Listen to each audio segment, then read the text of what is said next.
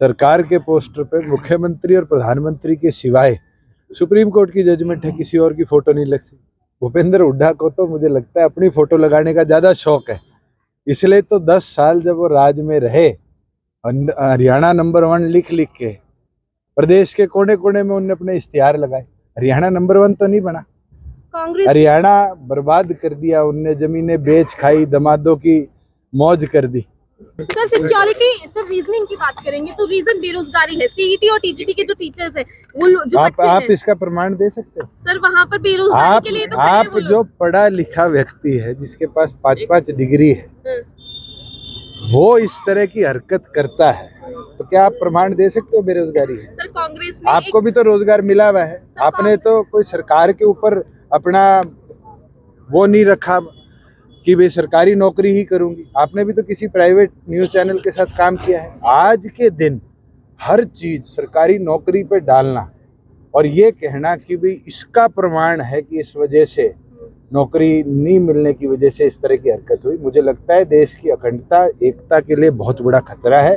और ये जिसकी सोच है कि बेरोजगार हो गए तो चलो जाकर पार्लियामेंट पे इस तरह का हमला कर दे, इस तरह की हरकत कर दे, इसको गंभीरता से लिया जाना चाहिए।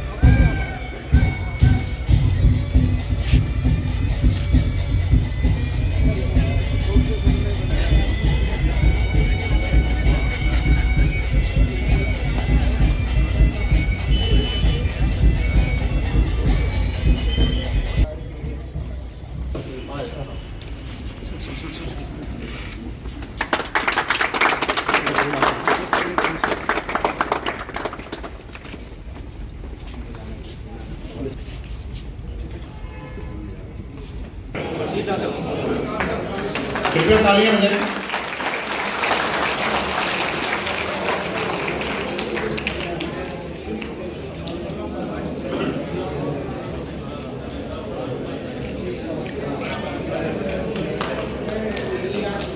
धन्यवाद।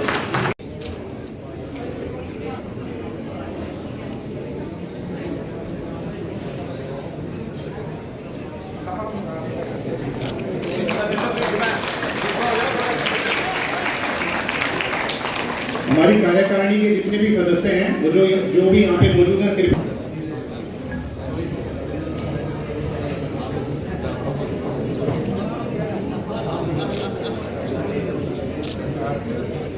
आप सभी संज्ञान में मामला नहीं है। मैं एसीएस हेल्थ को भी कहता हूँ इसकी इंक्वायरी करें और क्यों इस तरह के लैप्सेस हुए, उसको 24 आवर्स सपोर्ट इलेक्ट्रिसिटी का क्यों नहीं है, तो डिपार्टमेंट से इसको रिपोर्ट मंगाते हैं। सुनैना चौटाला जी ने कहा है कि जो देवीलाल जी की जो उत्तराधिकारी है वो ओम प्रकाश चौटाला जी है, जनता वही तय पार्टी करती है उत्तराधिकारी कौन है किसका, और मुझे लगता है कि ना मैं इसमें प्रमाण दे सकता, ना वो दे सकती, ना कोई और दे सकता। जनमत जो है ये तय करेगा कौन किसका उत्तराधिकारी।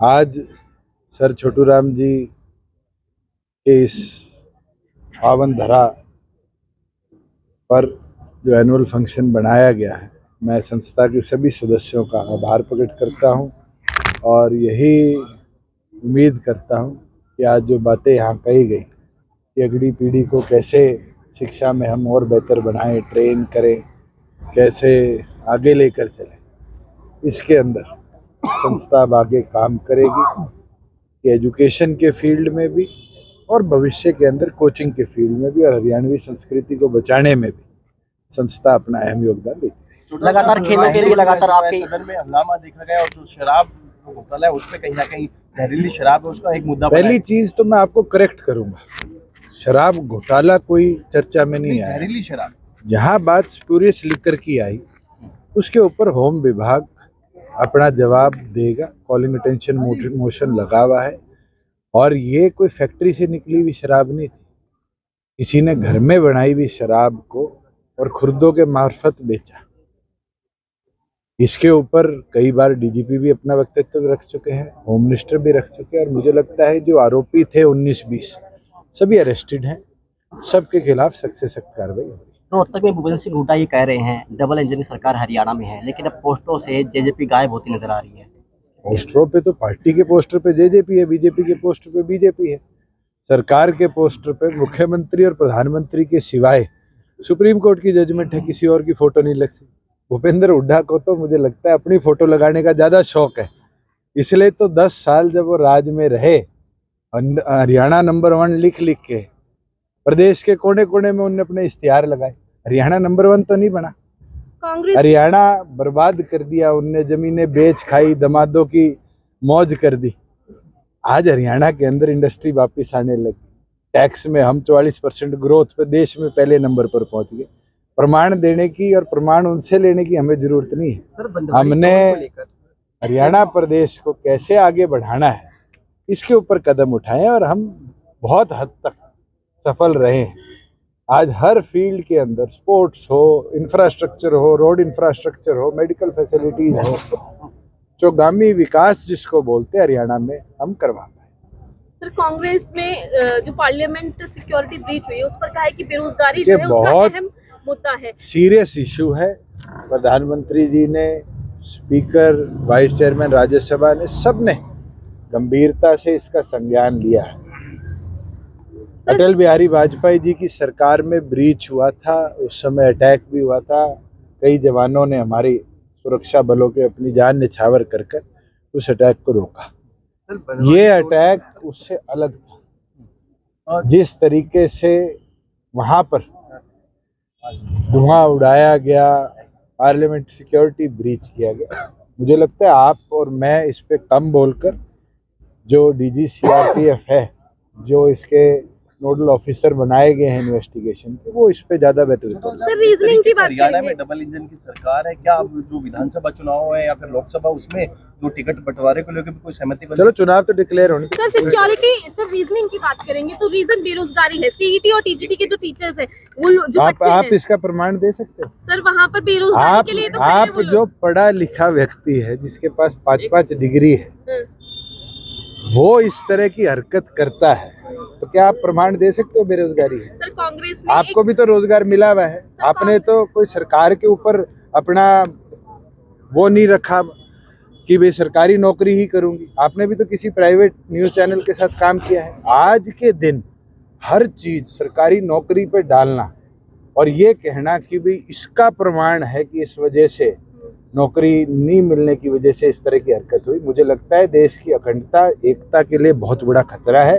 और ये जिसकी सोच है कि बेरोजगार हो गए तो चलो जाकर पार्लियामेंट पे इस तरह का हमला कर दे, इस तरह की हरकत कर दे, इसको गंभीरता से लिया जाना चाहिए। मैं ऐसे व्यक्तित्व में 5 साल सदस्य रहा हूँ उस सदन का, देश का सबसे बड़ा डेमोक्रेसी का मंदिर है, उसके अंदर ऐसी घटना होने का अगर आप सपोर्ट करते हो तो आप खुद इस देश के पक्ष में नहीं। जी सर पावन धरा पर मौजूद sir Chhoturam educational and charitable society, आज हमारे बीच में मौजूद पूर्व डिप्टी स्पीकर श्री गोपीचंद गहलोत जी, संस्था के आपके अध्यक्ष राजवीर ठाकरान जी, हमारे बीच में उपाध्यक्ष कुलवंत दहिया जी, किशन शोकन जी, मनोज खांडसा जी, देवेंद्र जी, सुरेंद्र जी, नरेश जी, धर्मवीर कटारिया जी, रण सिंह कटारिया जी, सभी सम्मानित सोसाइटी के पदाधिकारीगण, आज यहाँ पर मौजूद गणमान्य व्यक्ति, बुजुर्गों, युवा साथी, मैं पहले तो सोसाइटी को बधाई दूंगा कि गुड़गांव जैसी पावन धरा पर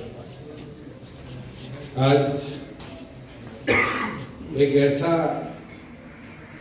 स्कूल चलाना जिसका मुख्य उद्देश्य कमेरे और गरीब को शिक्षा के अंदर कैसे अग्रणी रखना है। आप सभी अभी की सोसाइटी के, पूर्व की सोसाइटी के पदाधिकारी जो वो बधाई के पात्र हैं। और मेरा सौभाग्य है कि दूसरी बार एक बतौर सांसद और आज मुझे यहाँ आने का मौका मिला है। इस संस्था से, जैसे गोपीचंद गहलोत जी कह रहे थे, हमारा 4 पीढ़ियों का एक नाता भी है। और मैं मानता हूँ कि बहुत सी ऐसी ग्रामीण अंचल थे पुराने जो आज शहर का हिस्सा बन चुके, मगर आज उन प्रांगणों में भी देहात और हमारी संस्कृति को जीवित रखना बहुत बड़ी बात है। और इसके लिए सभी सोसाइटी के मेंबर बधाई के पात्र है कि आपने असलियत में जो हमारा हरियाणवी कल्चर है उसको जिंदा रखने का काम किया है। मैं पूर्व में हुई सारे कामों की बात जो मेरे से पूर्व वक्ताओं ने रखी उनको भी सुना और मुझे खुशी हुई कि किस तरीके से हरियाणा बोर्ड से प्राइमरी स्कूल CBSE का 12th तक का स्कूल इसको कन्वर्ट करना एक लंबा सफर इस संस्था के लिए रहा है। आज कोई मकान एक रात में नहीं बनता, एक एक ईंट जोड़कर मकान खड़ा कर दे। समंदर भी एक एक बूंद पानी का जोड़कर बनता है। और ये सोसाइटी के सदस्यों को बधाई है कि आप सब ने इस संस्था को निरंतर पिछले दशकों में एक व्यक्ति से जोड़कर आज इतना विशाल बनाया। और मुझे खुशी है कि अभी मैं नीचे गया, कितना सुंदर नया एडिशन बिल्डिंग कॉम्प्लेक्स में किया।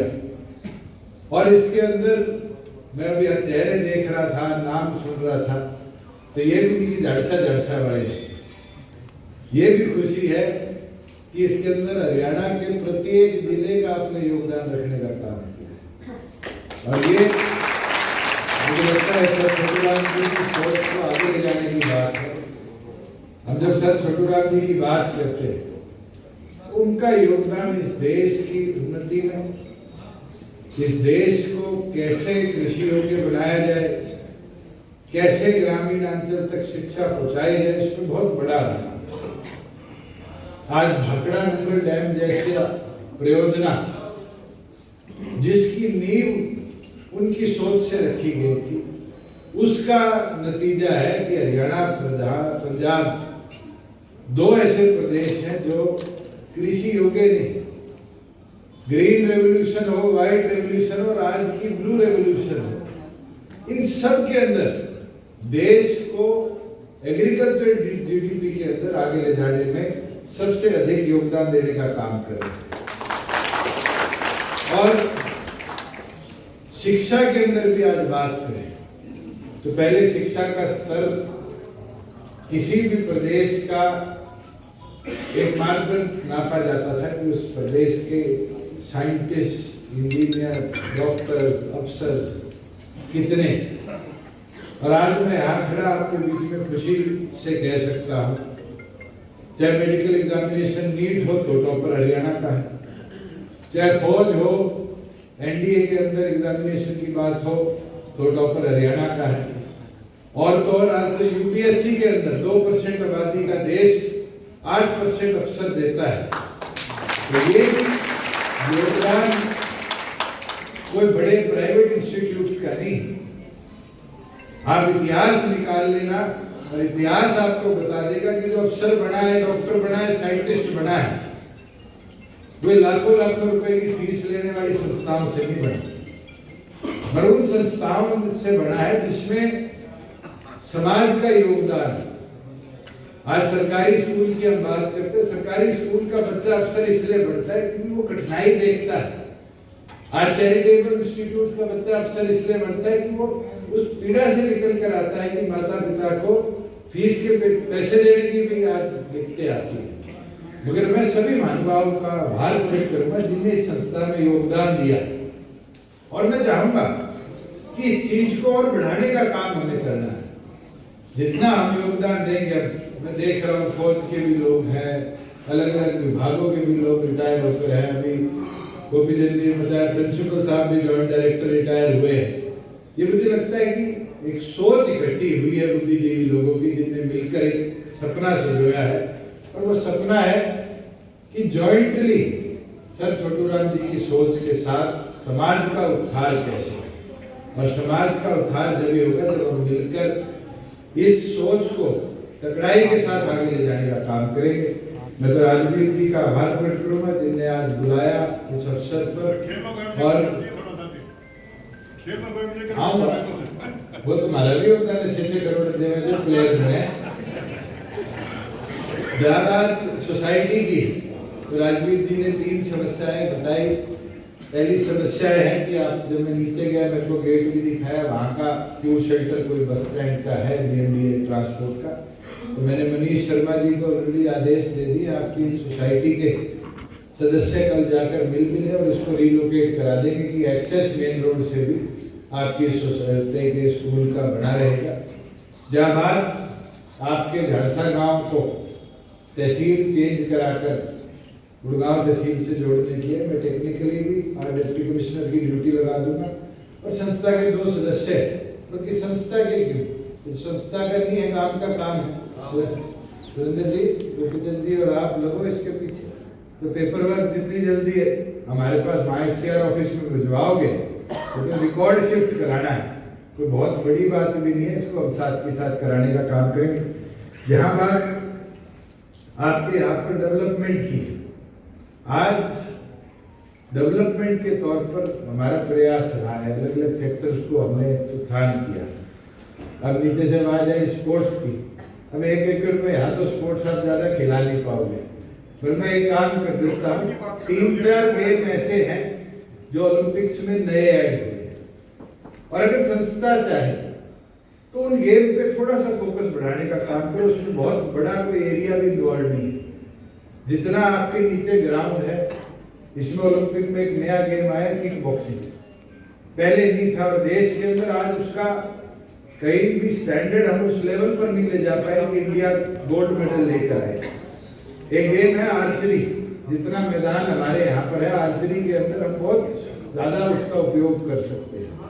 आज कराटे एक ऐसा गेम है, आज टेबल टेनिस ऐसा गेम है जिसके अंदर पिछले 2 दशकों में जहाँ इंडिया